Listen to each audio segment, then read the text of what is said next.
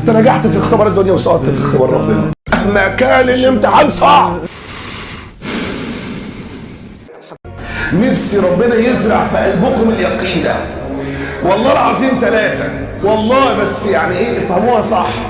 في اوقات كتير انا كنت بشتغل ايام الكلية، ففي ايام كتير كنت بروح الامتحان من غير ما اذاكر، بس ربنا عارف انه غصب عني.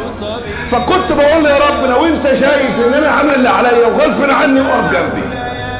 والله العظيم كنت بجيب امتياز لان انا ما قصرتش. ربنا بيعاملك كده، مش بيعاملك بقى انت ذاكرت، بيعاملك انت قصرت ولا ما قصرتش. واحد عيان، واحد تعبان وراح الامتحان. ممكن شفت المره اللي فاتت معجزه الهيه وفضلكم معجزه، وانا اتعاملت مع مامتها باليقين ده. قلت لها خليها تخش وتمتحن لان هي ما قصرتش. نفس الكلام، خلي عندكم يقين. ونفسي بقى تروحوا الامتحان بالنيه دي مهما كان الامتحان صعب. انا ليا يا رب مش هضيعني. نفسي تدخل باليقين ده مع ربنا. والله لو اللجنه كلها بتصور انا هعرف احل، لان هم متوكلين على بعض وانا متوكل على ربنا.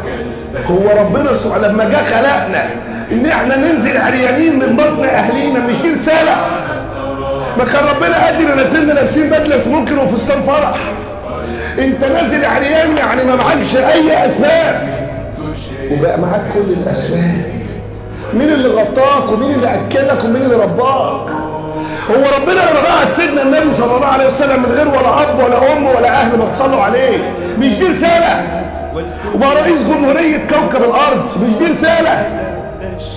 هو ربنا سبحانه وتعالى سيدنا النبي في الهجره لما كانت كل دوله مكه بتجري وراه وخلى عنكبوت يحميه، مش دي رساله؟ ان ربنا لو عايز حاجه بيحققها بأضعف الاسباب. فانت ما تعرفش، انت ممكن تبقى قاعد في اللجنه تلاقي ربنا يهمك يخلي لسانك توكلك على الله. بيصير تنجح في اختبار ان اللجنه يوم الفيزياء بنسبه 99% بيبقى فيه غش، والمراقبين قال يعني حنينين عليكم بيسيبوكم تغشوا. لو انت سقطت في الاختبار وغشيت انت نجحت في اختبار الدنيا وسقطت في اختبار ربنا. والله انت وانت قاعد دلوقتي ربنا كاتب لك الدرجه. عندك سكه من الاتنين، يا تجيبها حلال يا هتجيبها حرام.